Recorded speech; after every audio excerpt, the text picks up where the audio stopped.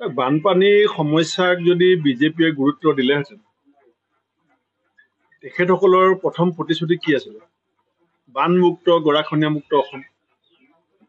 বানমুক্ত গৰাখহনীয়ামুক্ত অসমৰ পৰা গৈ এতিয়া পুখুৰী খন্দাৰ কথা আহিলে।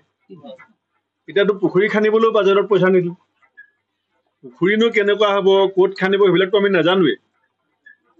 কিন্তু যদি পৰামৰ্শ দিছিলে, যদি কিবা ভাবিছে, পইচা ক'ত আছে? সেইবিলাক পইচাটো বাদেই দিয়ক। 10,785 কোটি টকা যোৱা 5 বছৰৰ পৰা অসম চৰকাৰে বিচাৰি আছে, যিটো আমাৰ প্ৰাপ্য।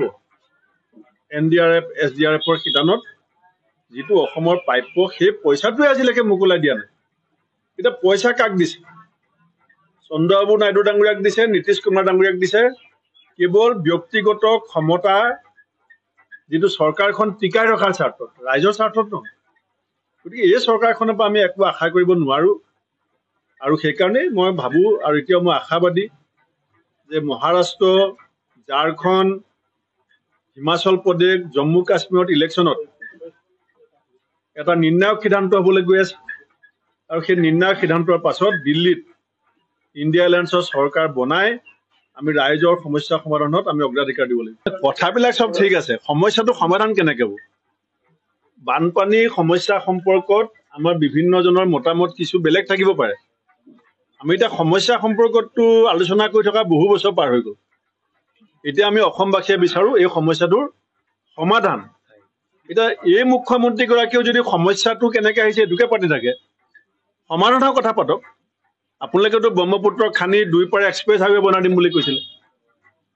আমি ভাবিছিলো সেইটো এটা সমাধান হ'ব পাৰে, যদি ব্ৰহ্মপুত্ৰখন খান্দি পেলাম বুলি ভাবিছিলে। সেই কথাবিলাক পাতক এতিয়া। বানপানীৰ সমস্যাক যদি বিজেপিয়ে গুৰুত্ব দিলেহেঁতেন,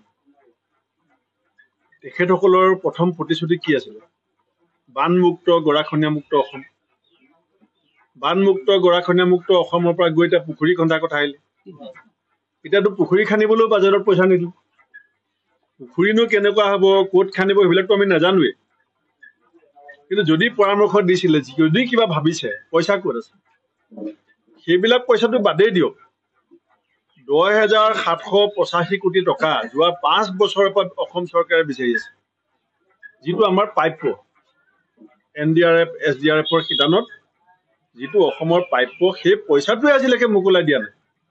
এতিয়া পইচা কাক দিছে? চন্দ্ৰবাবু নাইডু ডাঙৰীয়াক দিছে, নীতিশ কুমাৰ ডাঙৰীয়াক দিছে। কেৱল ব্যক্তিগত ক্ষমতা, যিটো চৰকাৰখন টিকাই ৰখাৰ স্বাৰ্থত, ৰাইজৰ স্বাৰ্থত নহয়।